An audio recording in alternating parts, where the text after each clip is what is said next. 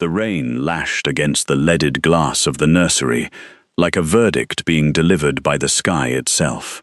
It was the only sound in Blackmere Hall that hour, that, and the soft, unknowing breath of an infant who had not yet learned that the world could be a place of cruelty.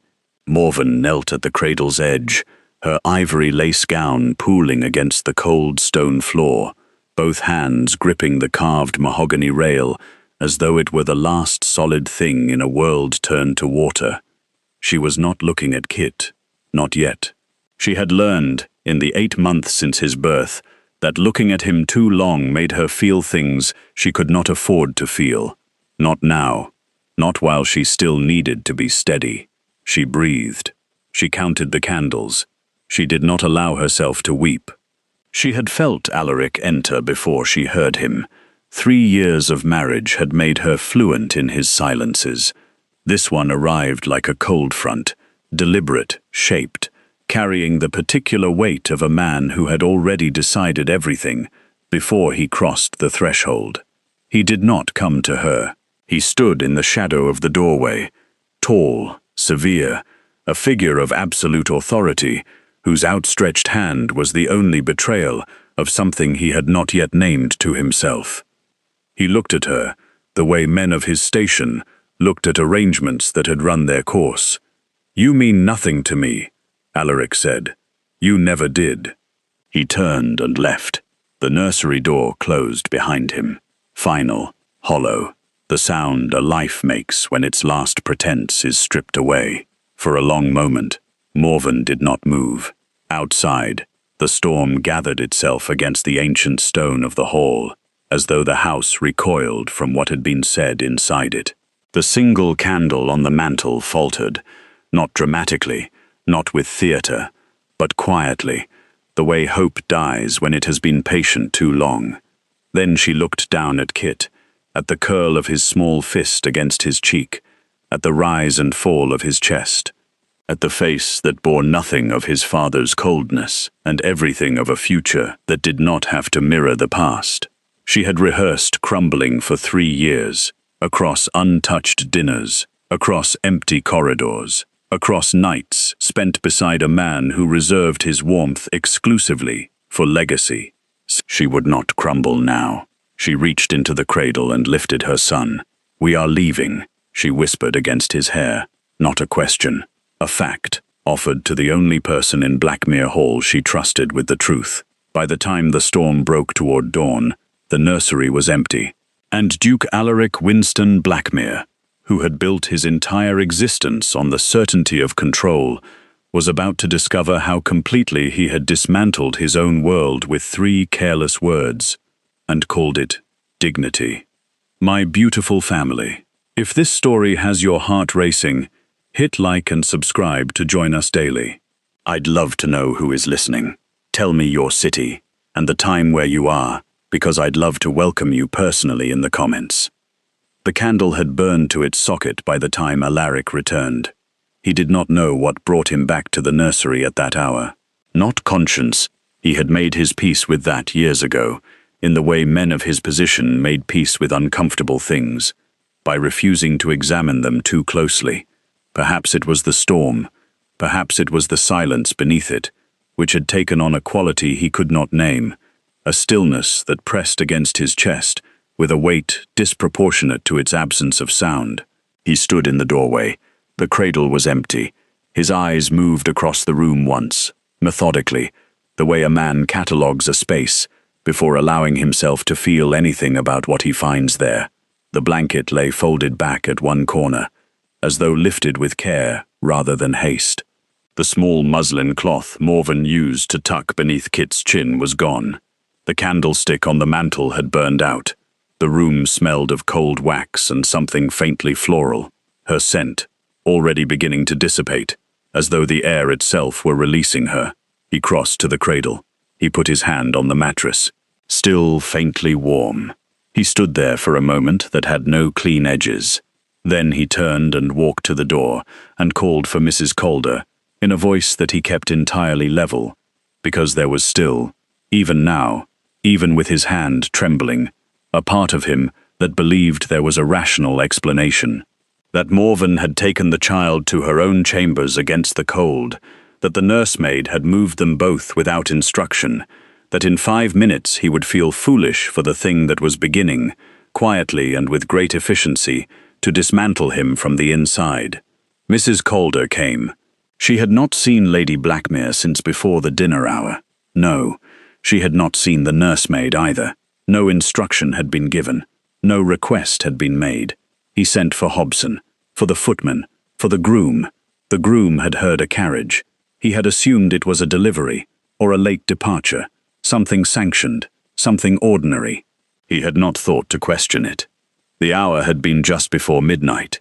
He had not seen the direction taken, not clearly, not in that rain. Alaric stood in the entrance hall of Blackmere and felt the information settle over him like cold water, finding every gap in armor he had believed impenetrable. She had planned this.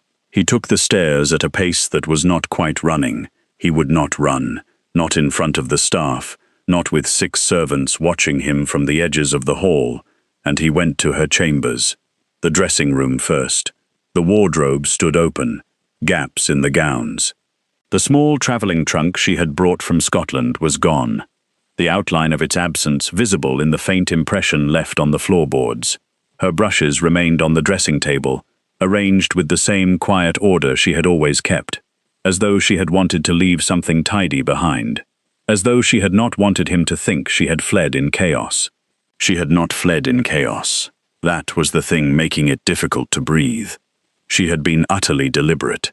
She had stood in this nursery tonight, hours ago, while the hall was still alive with the sounds of an ordinary evening, and she had made a decision with the kind of calm that only comes to people who have already been broken so thoroughly that nothing frightens them anymore.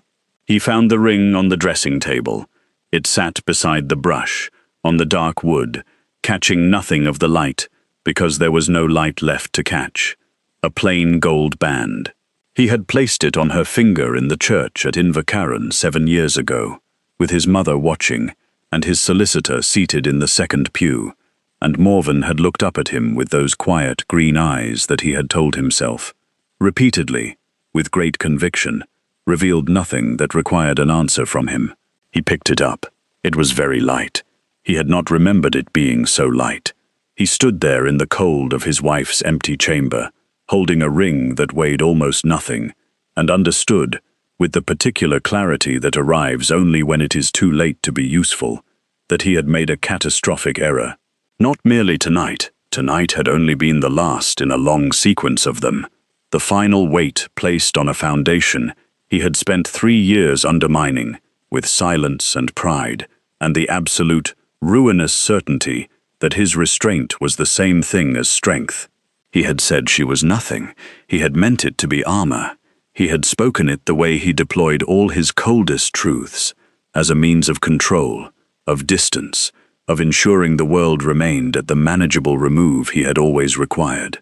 He had not considered, had not once considered, that she had her own reserves of silence, and that she had been spending them on him for 3 years, and that a woman that quiet, that patient, that stubbornly composed in the face of everything he had withheld from her, would know precisely how to disappear. He closed his fingers around the ring. The storm battered the windows. Somewhere below he could hear the staff still moving. Doors, voices, the sounds of a household roused to an emergency its master had created. Alaric Blackmere, Duke of Blackmere, stood alone in his wife's vacant room and made himself look at every empty surface, every careful absence, every small and deliberate sign that she had left, not in desperation, but in resolution, and he began to understand the precise dimensions of what he had lost. He found her in the blue sitting room. Miss Fenella Strachan sat with the particular composure of a woman who had been expecting him, and had arranged herself accordingly. Spine straight, hands folded in her lap, her dark eyes carrying an expression of such deliberate neutrality that it was, in itself, a form of declaration. She had not fled. She had not pleaded ignorance to Mrs. Calder, or contrived some convenient absence from the hall. She had simply settled herself in the chair nearest the fire and waited, with the patience of someone who has already won the argument and is content to let the other party discover it in their own time. Alaric closed the door behind him. He did not sit. He stood at the center of the room and looked at her, and she looked back at him, and the fire between them threw warm light across a silence that was nothing like the silences he was accustomed to commanding. "You knew," he said. "Yes," said Fenella. No hesitation, no softening. Just the word, clean and unadorned, dropped into the room like a stone into still water. He had anticipated denial. He had prepared, in the 30 seconds it had taken him to cross the hall and open that door, for the particular theater of a woman caught in a difficult position, the protestations, the careful misdirections, the appeal to his rank as a means of extracting herself from his displeasure. He had not prepared for this, for a woman who looked at a duke across a firelit room, as though his title were an interesting fact about him and nothing more. "You will tell me where she has gone," he said. "I will not." He moved closer. Not with aggression. He was not a man who expressed himself through physical intimidation, and she would have met it with contempt in any case, but with the measured, deliberate authority he had employed in every difficult negotiation of his adult life, the posture of a man reminding another party of the precise nature of the power differential between them. Fenella Strachan met it without flinching. "Miss Strachan," his voice dropped to its coldest register, "you are a guest in this house. You have used my hospitality as cover to facilitate the removal of my heir. You will appreciate that I am extending considerable restraint by asking, rather than simply having you escorted to the magistrate and allowing him to ask on my behalf." "I do appreciate it," she said pleasantly, "and I will still not tell you." A beat of silence. "She is my wife." "She was your wife," Fenella said, and though her tone did not sharpen, the distinction arrived like the edge of something cold and precise. "Tonight you told her she was nothing. Those are not the words of a man with a claim on someone's whereabouts. They are the words of a man who spoke in anger. You don't speak in anger." She tilted her head slightly, studying him with an attention that was deeply uncomfortable. "That is precisely the problem. You spoke with complete control. You always do. Every cold word you have ever delivered to Morven arrived with perfect composure and perfect deliberateness, which means she has had the considerable misfortune of never being able to tell herself it was not what you meant." He said nothing. Fenella unfolded her hands and rested them on the arms of the chair. "I have watched your wife manage you for 3 years.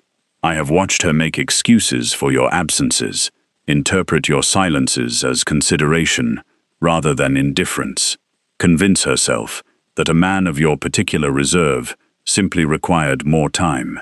She gave you time. She gave you a son. She gave you every reasonable opportunity a woman in her position has the means to give." She paused. "And tonight, you told her she was nothing. I did not come here to be lectured by a woman with no title and no consequence." The faint edge in her voice was not anger. It was something cooler and more durable than anger. "No, you came here because she is gone, and you cannot locate her without my help, and you are discovering, for what I suspect is the first time in your life, that rank is a very poor substitute for being the sort of man people choose to help." The fire shifted. A log collapsed inward with a soft sound, sending a brief scatter of light across the room, and in that light Alaric saw, for a fraction of a moment, what this woman saw when she looked at him. Not a duke, not a figure of authority, but a man standing in a room with a wedding ring in his coat pocket and no idea where his family had gone. He breathed in slowly, breathed out. "Is she safe?" he said. The command had left his voice. What remained was quieter and cost him considerably more. Fenella regarded him for a long moment. "Yes," she said. "She is safe. And Kit. Kit is with her. He is well." He turned toward the window. Outside, the storm was beginning to thin at last. the rain settling into a quieter persistence, the violence of the earlier hours spent. The grounds of Blackmere stretched away into the dark. His grounds, his land, the estate he had inherited at 22, and managed with the exacting precision of a man who understood that control was the only reliable currency. He had controlled everything within these boundaries for 12 years. He had controlled himself right out of the only things that mattered. "She will not be found," Fenella said behind him, with a finality that was not unkind, but was absolute. Not by searching, not by sending men, not by the exercise of any authority you currently possess. A pause. "If you want her back, if you genuinely want her back, you will have to become someone she would consent to come back to." He did not answer, but he did not leave. He had never learned the name of the woman who laid his fire. The realization arrived the following morning, with the particular violence of things that are obvious in retrospect, arriving not as a dramatic revelation, but as a small, quiet fact that lodged itself beneath his sternum and refused to shift. He had stood at his chamber window since before dawn, watching the grounds take shape as the light returned, and when the door opened and a young woman entered with the coal scuttle and knelt at the grate without looking at him, he found himself studying the back of her head with an attention he had never previously thought to direct there. She worked quickly, efficiently, with the practiced invisibility of someone who had learned, over time, that invisibility was the safest way to exist in this house. "What is your name?" he said. She startled badly enough that the coal scuttle rang against the grate. She turned, and her expression was not the neutral deference he was accustomed to receiving from his staff. It was something closer to alarm, the look of a person who has been addressed unexpectedly by something they had categorized as part of the furniture. "Bessie, Your Grace. Bessie Oakes." He nodded once. She turned back to the fire and finished her work in a silence that was now, he noticed, of an entirely different quality than before. Tighter, more careful. She left without raising her eyes. He stood in the aftermath of that exchange and understood, with a clarity that was not comfortable, that she had been afraid of him, not of anything he had done, simply of him, of his voice directed at her, of the unprecedented fact of his attention. He had made himself into something his own household feared to disturb, and had called it dignity, and had never once considered what it cost the people living within its radius. He went downstairs. The breakfast room held the particular stillness of a space that had reorganized itself around an absence. Two settings where there had previously been one.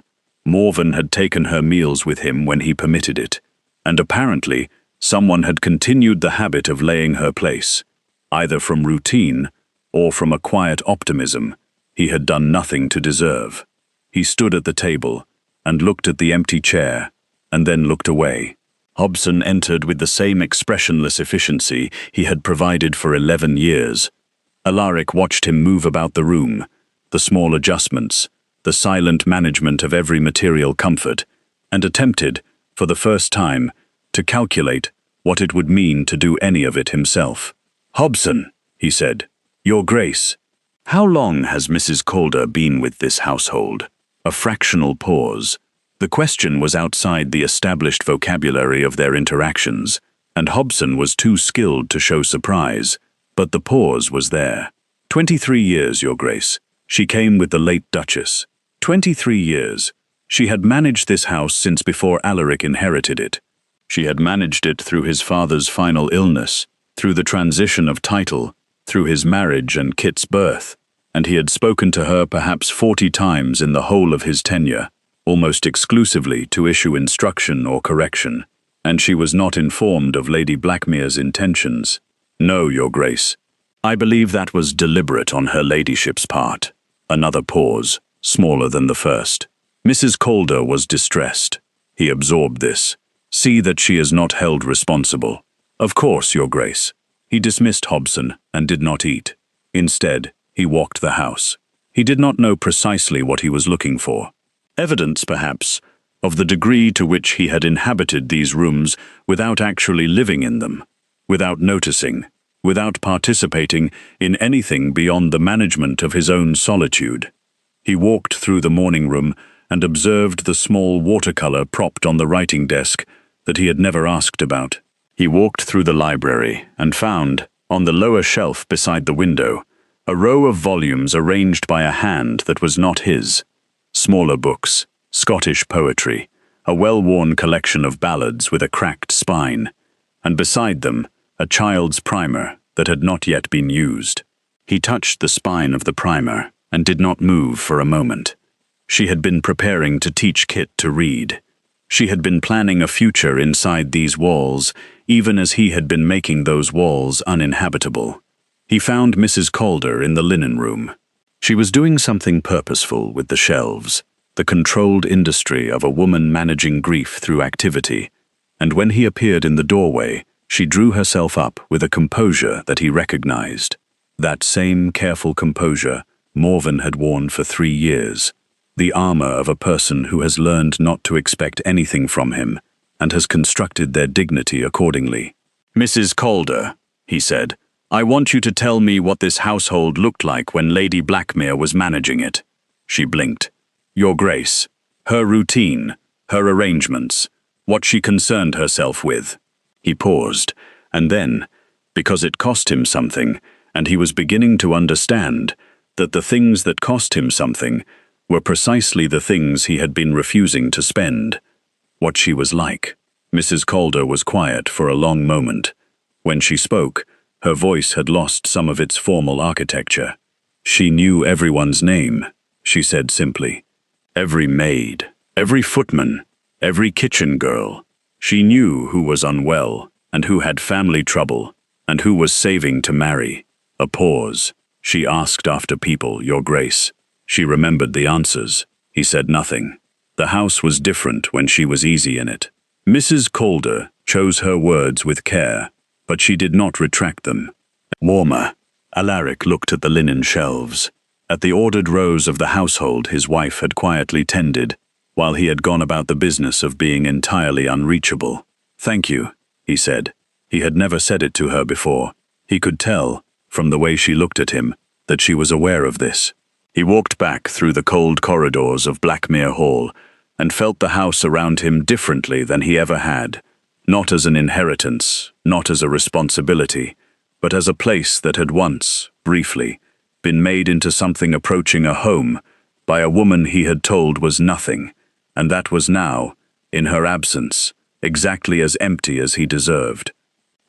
He left Blackmere before the second morning was fully light. He had sent no advance word. He had taken no outrider, no second carriage, no attendant beyond his coachman. A decision that would have struck anyone who knew him as either deeply out of character or deeply revealing, and he had not examined which. He had simply stood in the entrance hall at 5:30, with his coat and his gloves, and the single piece of information Fenella Strachan had declined to give him, and made the only decision available to a man with nothing left to manage except forward motion. He would trace the route himself. He would find where she had stopped, and who had helped her, and from the accumulation of those small facts, he would eventually arrive at a larger one. The first inn was 12 miles south of Blackmere, at a crossroads village called Hethwick, that he had passed through perhaps twice in his adult life, without registering. He descended from the carriage and stood in the yard while the horses were watered, and looked at the building with the particular attention of a man who is seeing something ordinary for the first time, because he has never previously had reason to look at it. The innkeeper's wife remembered them. This was the first surprise. Not that they had stopped here, but how thoroughly they had been remembered.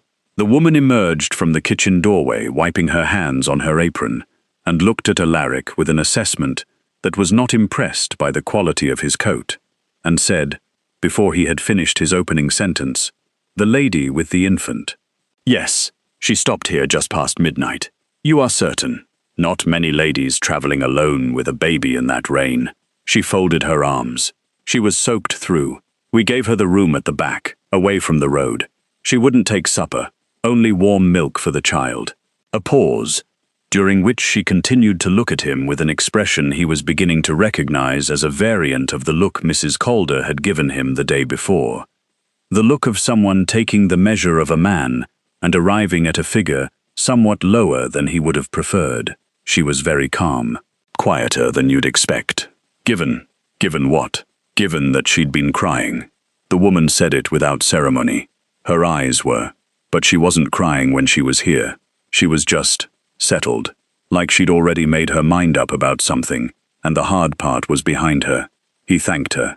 He did not recognize how long it had been since he had done that reflexively, without Hobson nearby to remind him of the social mechanics. He was beginning to accumulate a portrait of himself, assembled entirely from the reactions of people to whom he had never previously paid attention, and it was not a flattering portrait. It was not a portrait he could dismiss.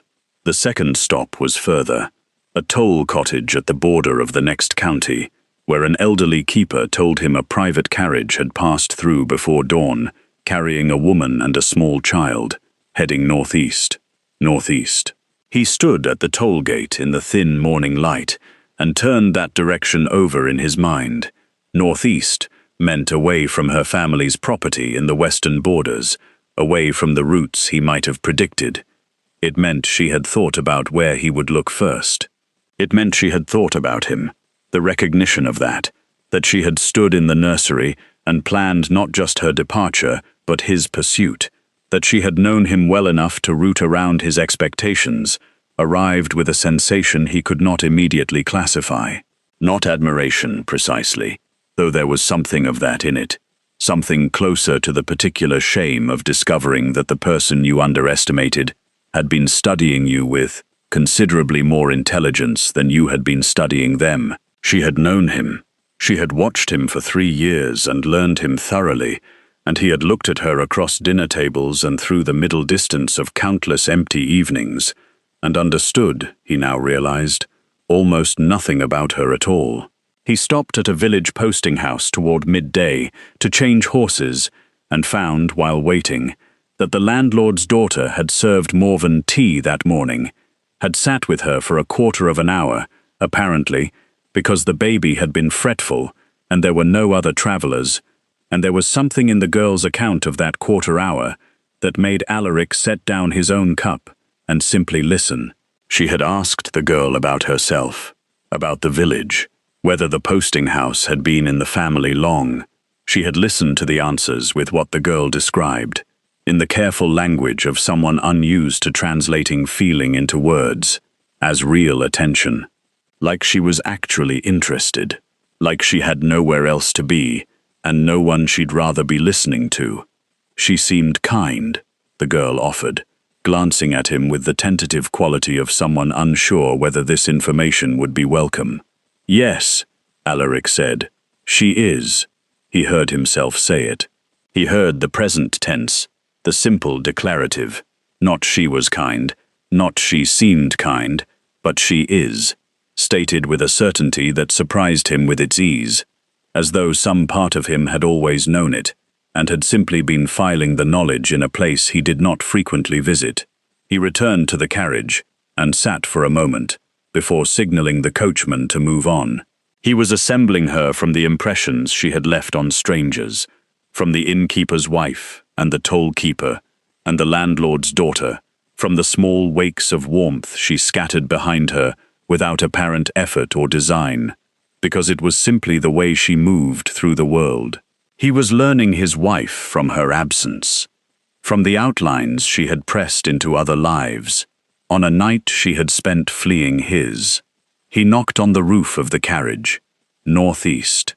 The gates of Caer Moran appeared through the mist, like something half-remembered from a dream. Morven had not slept. She had dozed in fragments across the long miles of the journey, her head against the carriage window, Kit warm and solid against her chest, her arms maintaining their hold on him, even in the shallow unconsciousness of exhaustion, because some part of her would not release him even in sleep. She had woken each time the carriage slowed, her pulse spiking, before reason caught up with instinct, and she had looked out at the dark English countryside and reminded herself, quietly and repeatedly, that no one was behind them. Not yet. She was not certain she believed it. Kaer Morhen was smaller than she had imagined from Roderick's letters, not modest exactly, but human in its proportions, in a way Blackmere Hall had never been. Where Blackmere announced itself from half a mile distant, all severe Georgian symmetry and the particular architectural confidence of a house that expected to intimidate, Kaer Morhen simply sat in its valley among the Northumberland hills as though it had grown there. Stone the colour of the surrounding moorland, a low front wall softened by something climbing it, dormant now in the tail end of winter. Lights in the lower windows. Roderick was in the doorway before the carriage had fully stopped. He was not, as she remembered him, taller in her memory than in fact, though still considerably tall, with the unhurried solidity of a man who had spent years in situations that required steadiness and had grown into the habit of it. He had not dressed for an arrival. He was in his shirt sleeves with a coat thrown over them, clearly roused from something domestic, and he came down the steps without ceremony and opened the carriage door himself before his own groom could reach it. He looked at her. He looked at Kit, asleep against her shoulder. Then he looked at her again, with the particular attention of a man performing a quiet assessment, and whatever he saw in her face made him say nothing at all except, "Come inside." She had not realized she was trembling until she tried to descend the carriage steps and found her legs uncertain beneath her. Roderick put out a hand without comment, and she took it, and the simple practical fact of another person's steadiness was very nearly her undoing. She breathed through it. She would not arrive weeping. She had made herself a promise on that count somewhere around the 3rd mile of the journey, and she intended to keep it. The housekeeper, a small, capable woman called Mrs. Drummond, who managed the house with the quiet authority of someone who understood that efficiency was its own form of kindness, took Kit from her arms with a gentleness that made Morven's throat tighten, and carried him toward a room that had been prepared, apparently, with a degree of forethought that told her Roderick had understood the nature of her letter better than she had perhaps intended. She sat by the fire in the parlour and accepted tea she did not drink. Roderick sat across from her and did not ask anything. This, she understood, was deliberate. He was giving her the room to be still for a moment before the accounting began, and she was grateful for it in a way she could not have expressed without embarrassing them both. After a time, she said, "I have put you in a considerable position. You have given me the opportunity to be useful," he said. "I prefer it to the alternative." She looked at the fire. The parlour was warm in a way Blackmere's rooms had rarely managed, not from better fireplaces or better coal, but from the accumulated evidence of a house that was actually lived in. Books left open on side tables, a pair of boots near the door that no one had thought to remove. The small, comfortable disorder of a life conducted without performance. She had forgotten that houses could feel like this. She had grown so accustomed to Blackmere's exacting order, to the sense that every room was arranged for display rather than occupation, that comfort was a concession the house made reluctantly, that the ordinary warmth of Kaer Morhen struck her as something almost foreign, and yet, sitting in it, she felt something she had not expected. Not relief, or not only relief, something more complicated, edged with a fear she had not fully examined during the momentum of departure. She had left. She had done it. She had taken her son and her travelling trunk and the remnant of her courage, and she had walked out of Blackmere Hall into a storm, and she had not looked back. She had been so focused on the leaving, on the logistics of it, on maintaining the steadiness that Kit required, that she had not permitted herself to look at what came after. What came after was this: a borrowed parlour, a cousin's hospitality, no home, no settled future, no map beyond the next immediate hour. She had traded one kind of cage for another kind of uncertainty, and she did not yet know which was heavier. She had not thought. She had refused to think, because thinking about it would have stopped her, about what it meant to raise Kit outside the protection of the Blackmere name. about what it meant for him. He was the heir. He was the 9th Lord of Blackmere in the direct line, and she had lifted him out of his inheritance and carried him into the Northumberland hills, because his father had told her she was nothing, and the law, she knew, would not be entirely sympathetic to her reasoning. Alaric would come. She had known that when she left. She had routed around his predictability, had bought herself time and distance, but she harbored no illusion that distance was permanent. The question, the one she had not yet answered, the one that sat at the bottom of her teacup and looked back at her, was not whether he would find her, it was what she would do when he did. He arrived at Caer Moran on the 3rd day.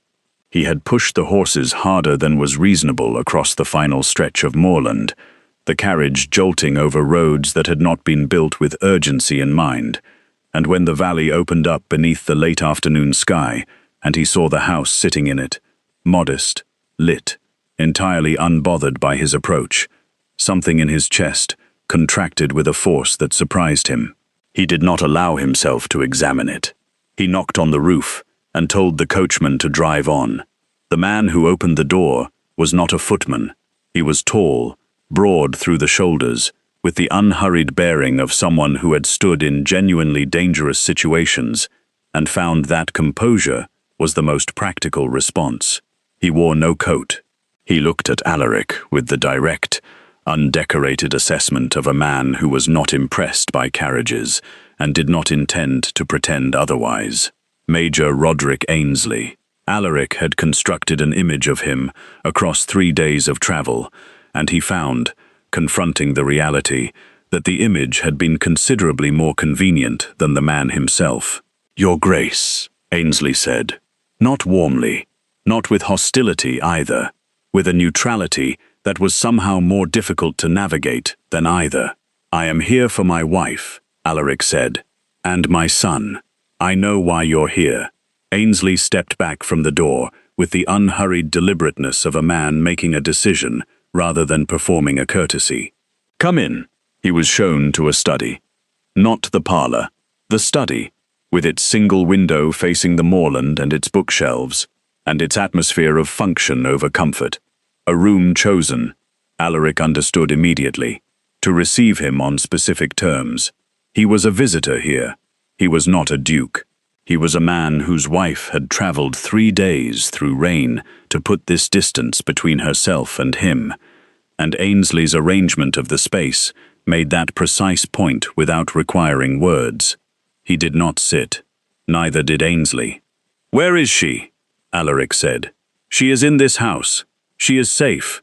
"The child is well." Ainsley's voice was measured, unhurried. "Beyond that, I will tell you nothing until I understand what you intend." "What I intend." The words came out colder than he had meant them, carrying the automatic authority of a man unused to being asked to justify himself. "She is my wife, Ainsley. The boy is my heir. What I intend is to..." "To what?" Ainsley said quietly. "Take them back to the house they fled. Resume the arrangement that drove her into a carriage at midnight in a storm." He had not raised his voice. He did not raise it now. "With respect, Your Grace, you have covered a considerable distance to stand in my study, which suggests some degree of urgency on your part. I would ask you to remember that urgency is not the same thing as right." The air in the room changed. Alaric looked at him, at the steadiness of him, the complete absence of performance, the ease of a man entirely comfortable in his own authority, in a way that had nothing to do with title or inheritance, and felt, beneath the cold fury that had propelled him across 3 counties, something rawer beginning to surface, something he had no practice managing. "You will tell me," he said, his voice dropping to its most dangerous register, "whether there is a reason beyond cousinly obligation that she chose to come here specifically." The silence that followed was absolute. Ainsley regarded him for a long moment. His expression did not change, but something in his eyes did, a shift from neutrality toward something that might, in a different man, have been pity. "No," he said, "there is not. She came here because I was the only person she could trust, to ask no questions and make no demands." A pause, unlike the man she was married to. It landed precisely where it was intended to land. Alaric turned toward the window.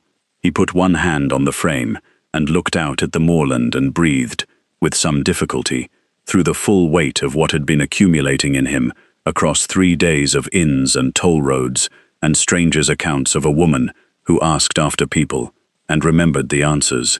Behind him, Ainsley said, more quietly, "She has not slept properly in days. The child has been unsettled. She is holding herself together with the last of a considerable reserve, and she is doing it alone. And she is doing it because you made her believe it was the only option available to her." "I know," Alaric said.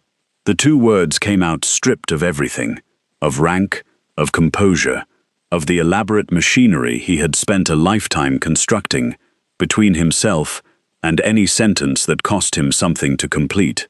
They were simply true, and they were all he had, and he heard in them the particular sound of a man who has arrived at the outer boundary of his own defenses and found nothing left to defend. He turned from the window. "I am not here to compel her," he said. The sentence required an effort he hoped was not visible. "I am not here to invoke law or title or any authority I may technically possess." He met Ainsley's eyes. "I am here to ask her to see me. That is all." Ainsley studied him. The fire settled. The moorland outside the window was moving toward dusk, the light flattening across the hills, and in that altered quiet, the study felt suddenly very small and very honest. "I will tell her you are here," Ainsley said finally. "What she does with that information is her decision, not yours." "Not mine." Alaric nodded. "Sit down," Ainsley said, with a slight shift in his tone that was not warmth, but was, perhaps, the first concession to something approaching it. "You look like a man who has not eaten since yesterday." He sat. Fenella arrived the following morning. He heard the carriage before he saw it. The particular sound of wheels on the valley road, carrying clearly in the cold Northumberland air, and he watched from the study window as she descended with the same composed efficiency she brought to everything, handing off her traveling bag without looking at it, already in motion toward the house. She had covered the same distance he had in marginally less time, which told him she had not waited for a reasonable hour before departing. She had come because Morven had sent for her, or because she had decided to come regardless, and he found he could not determine which possibility unsettled him more. She did not acknowledge him when she entered the house.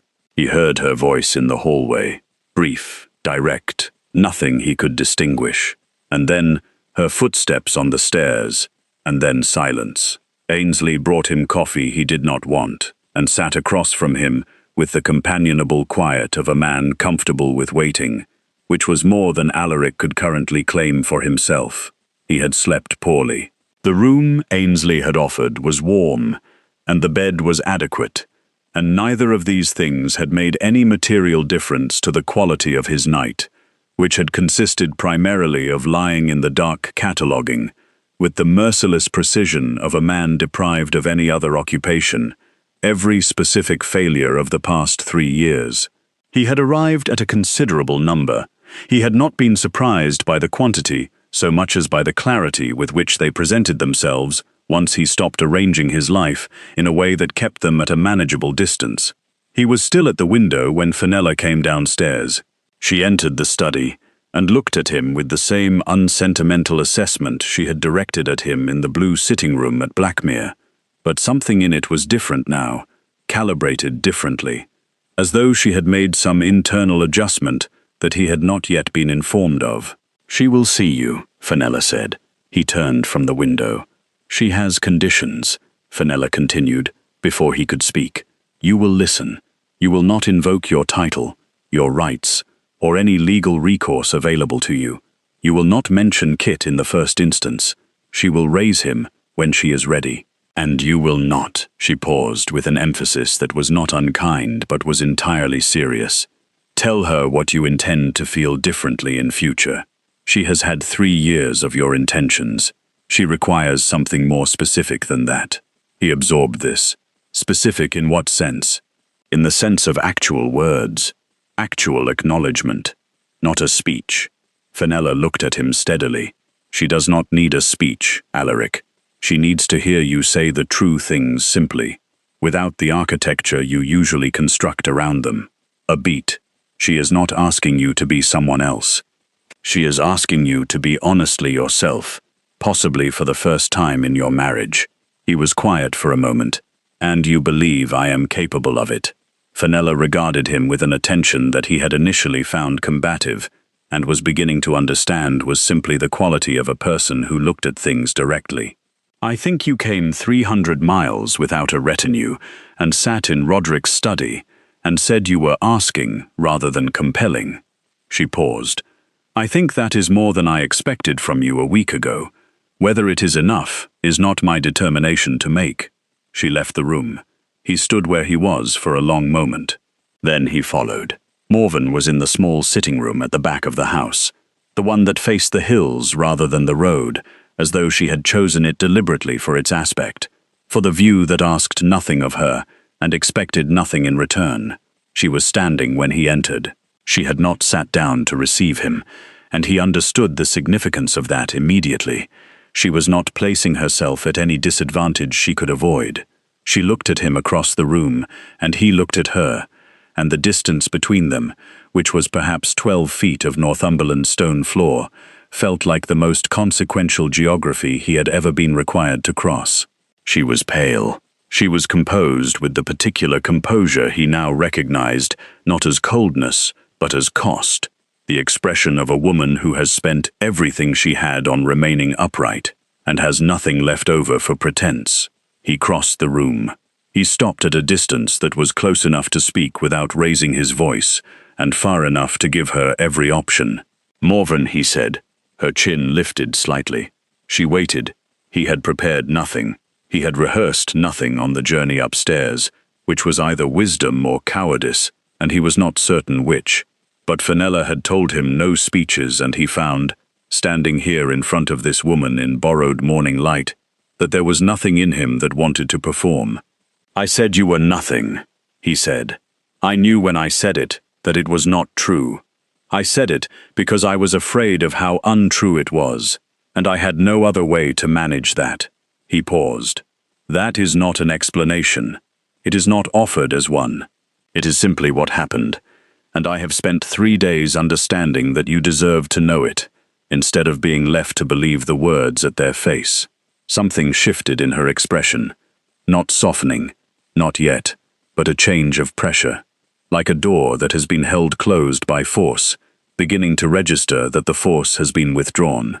I have been cold, he said. I have been absent in every way. A man can be absent while remaining physically present. I have given you a house and a title, and nothing of myself, and called that a marriage, and I was wrong. He held her gaze. I was wrong, and I am sorry, and I understand if sorry is insufficient. The room was very quiet. Outside, the moorland held its grey winter light without apology, and the fire spoke softly to itself in the grate, and Morven looked at her husband, at the severe, proud, carefully constructed man who had just said true things without armor, and did not yet speak. But she did not look away. The storm came without warning. Or rather, it had been warning them since the previous evening, in the way Northumberland storms announce themselves, a gradual thickening of the sky, a drop in the air that settled against the skin like a premonition, the particular stillness that descends over moorland before weather of serious intent arrives. Ainsley had mentioned it at supper with the equanimity of a man who had lived in these hills long enough to understand that the landscape made its own decisions, and the sensible response was to prepare rather than resist. By the time the household retired, the wind had found the gaps in the old stone walls and was making itself known through them. By the time Alaric woke, the world outside his window had become something else entirely. He dressed quickly. The sound that had woken him was not the wind. The wind had become background, a constant low register against which everything else occurred. What had woken him was something sharper, a crack from somewhere beyond the eastern wing, followed by a sound he could not immediately classify, followed by shouting from below. He was in the corridor before he had finished buttoning his coat. Ainsley was already at the bottom of the stairs with a lantern, his expression carrying the compressed urgency of a man who has assessed a situation and does not have time to explain it fully. "The old ash tree at the eastern wall," he said without preamble. "It's come down across the roof of the outbuilding. The structure is compromised, and the wind is carrying sparks from the stable lanterns." He paused for a fraction of a second. "Morven is there. Why is she—" Kit would not settle. "She took him to see the horses. She does it sometimes. The movement calms him." Ainsley was already moving toward the door. "The groom cannot get the door open from the outside. The tree has shifted against the frame." Alaric did not wait for the rest. He went through the front door into a wall of wind that hit him with the physical conviction of something that had built across 50 miles of open moorland and had met nothing until now. The lantern Ainsley thrust into his hand was immediately compromised, the flame bending horizontal, barely contained. He bent his head and moved. The eastern outbuilding was perhaps 40 yards from the house across open ground that was, in the space of 3 hours, unrecognizable. The fallen ash had come down at an angle, its upper branches catching the outbuilding's roof and dragging a section of it inward. The door, a heavy oak construction on an iron frame, was partially blocked by a secondary branch that had settled across the lower half, and the groom, a young man of perhaps 20, was pulling at it with both hands and making no progress. Alaric passed him the lantern. He braced his shoulder against the door above the branch and pushed. The wood resisted with the particular stubbornness of something that has been compromised structurally and is no longer moving as designed. He pushed again. He felt the resistance in his shoulder, in his back, felt the wind at the same time, pressing uselessly against the other side of him, and he pushed with everything available to him, not with the controlled, measured force of a man managing a situation, but with something rawer, something that had been building since a nursery 3 days ago, and a cold statement, and a ring left on a dressing table. The branch shifted. Not enough. He adjusted his grip, found a different angle, and shoved with his full weight. The door gave. It swung inward, and he went with it, stumbling into the outbuilding's interior, and the groom came in behind him with the lantern, and in the swinging light, Alaric saw Morven. She was standing at the far end of the stalls with Kit pressed against her chest, her body turned toward the wall and slightly angled, the instinctive positioning of a woman who has placed herself between her child and whatever might come. The horses nearest her were unsettled, shifting and blowing, and a section of the roof at the near end had partially given way, admitting wind and debris, but she was clear of it. She had found the safest point in the space, and put herself and the baby in it, and stayed there. She looked at him when the light reached her. He crossed the building in 6 strides. He did not speak. There was nothing to say that was adequate to the moment, and he had learned, in the past week, that attempting adequacy with words was a habit that had cost him considerably. He put his hand against the back of Kit's head, the small, warm, solid reality of it, and looked at Morven, and she looked at him, and the horses shifted around them, and the wind pressed against the compromised roof, and none of it touched the particular stillness between them. "Are you hurt?" he said. "No." Her voice was steady. She looked at his shoulder, where the effort against the door had done something he would feel properly tomorrow. "You are. It's nothing." "Don't," she said quietly, not harshly, quietly, with a precision that stopped him entirely. "Don't tell me things are nothing. You taught me to believe that, and it was the most damaging lesson I ever learned." He stood very still. Kit made a small sound against her shoulder and turned his face toward Alaric with the unself-conscious curiosity of a child who has not yet learned to be cautious of his father. And Alaric looked at his son, at the dark eyes and the complete trust in them, and felt something he had been armored against for 34 years move through him, without permission and without any possibility of management. He lifted his hand and let Kit close his small fingers around it. Outside, the storm made its arguments against the walls of Kaer Morhen. Inside, in the lantern light and the smell of hay and horses, the Duke of Blackmere stood between his wife and the weather, and understood, with a completeness that required no further examination, that this, only this, was worth the name of everything. They did not leave Kaer Morhen immediately. Morven had not asked for time, and Alaric had not offered it in those terms. It was not a negotiation with named conditions, not an arrangement with stated parameters. It was simply that the morning after the storm she did not speak of departing, and he did not raise it, and the day passed with the quiet of two people existing in the same space, without the elaborate architecture of avoidance that had characterized 3 years of marriage. And by the following morning, it had become, without declaration, understood between them that they would stay until she was ready. She was ready on the 4th day. He did not ask what had changed. He had learned, across the slow, careful hours of those 4 days, that asking Morven to account for her interior movements was a habit he needed to retire, that she had spent years being required to justify the space she occupied, and that the most useful thing he could offer her now was the room to move at her own pace without explanation. So when she came to him after breakfast and said she thought Kit would travel better in the morning, and that she imagined Blackmere would want airing, he simply said yes and went to find Ainsley. Ainsley shook his hand at the door. The handshake lasted a fraction longer than courtesy required, and neither of them mentioned it, but Alaric understood it for what it was, not absolution exactly, but acknowledgement. The acknowledgement of a man who had watched carefully and arrived at a cautious revision of his earlier estimate. It was more than Alaric had any right to expect, and he received it accordingly. Fenella kissed Morven at the gate for a long time, and said something into her hair that Alaric could not hear, and did not attempt to. He looked at the moorland instead.